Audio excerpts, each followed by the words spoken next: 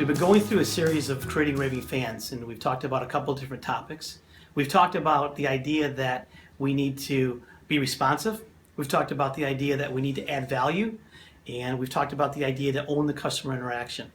So today I'm going to talk to you about listen, then advise, and talk to you about what that means.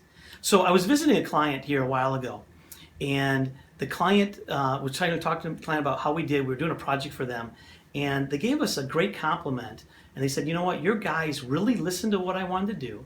They knew that I didn't need to hear about feature, function, benefit. And his comment to me about that was, you know, Tim, he said, the internet's out there. I already know the answers to all my questions on feature, function, benefit. What I need help with is to understand how those features, functions, benefits can actually translate into business solving business problems for our business. So what I need from you as a consultant is I need your team to listen to me, listen to my needs, listen to my uniqueness of our business, and then advise us on what to do. So listen first, then advise. Too often I see people go in to a consultative engagement and they think that they can demonstrate their competence and their intelligence by advising or giving advice and talking to people about how smart they are rather than first listening. Remember, people like to hear their own voice more than somebody else's voice? Remember, people like to hear their own name more than somebody else's name?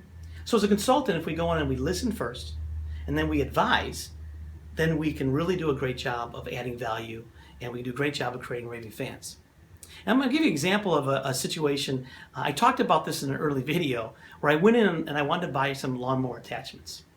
And so I went in, I got a person that was really engaging. I talked to you about that. But what I found out about 2 weeks after that purchase was that everything I bought would not work for my lawnmower.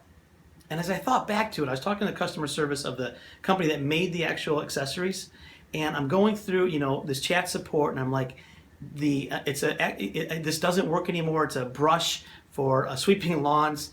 Kind of like doing lawn work. It's a little weird, but and it was quit working. And they said, well, it's likely the gear's stripped. I'm like, I don't understand that. I used it one time, and it shouldn't be broken. This fan. They said, you're right. It shouldn't be. Can you tell me what type of lawnmower you have? So I described my lawnmower, which is zero turn.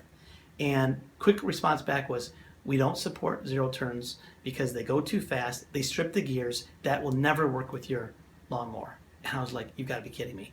So we go back to that great customer service rep I talked to you about previously, who really added value to the conversation, but they forgot to do one thing. They forgot to listen. They just went to the advice part. And to me, when I was feeling it and going through it, I actually felt really good. I felt good because I felt like, wow, they're adding value. They're telling me all these things. But at the end of the day, what happened was, because they didn't listen, they sold me the wrong solution. I ultimately had to return it. I wasn't a happy customer because you ever put one of these things together, there's like 500 parts, and so I did all that work. I had to return it. Wasn't a happy customer, and they missed one step. It was a well-caring, well-meaning salesperson, super nice person, but they forgot to listen. They forgot to ask questions. They just went right to advising.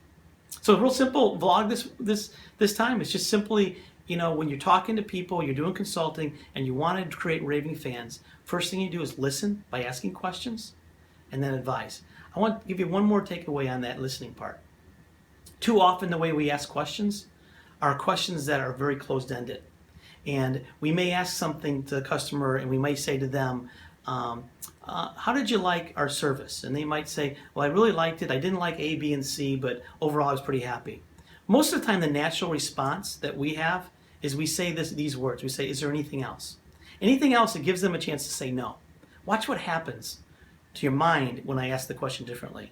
So you've just given me all this feedback, and instead of saying anything else, I said, thank you, what else?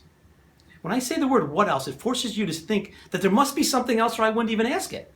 So you have to come up with a what else. And what happens in this conversation is they say something else, and you say, awesome, what else? And they say one more thing, and you say, thank you so much for that feedback. What else? At a certain point, they're going to say this, there's nothing else. I've got nothing else to give. I've given you all my feedback, and that's okay. But what you did is you allowed them to give everything they had to help from a feedback standpoint. So that's it. We talked about two things, actually, listen and advise. And to get that listening started, you're going to ask open-ended questions. And when you ask an open-ended question, you're not going to go to the next question until you say the words, what else? Thanks a lot. Bye-bye.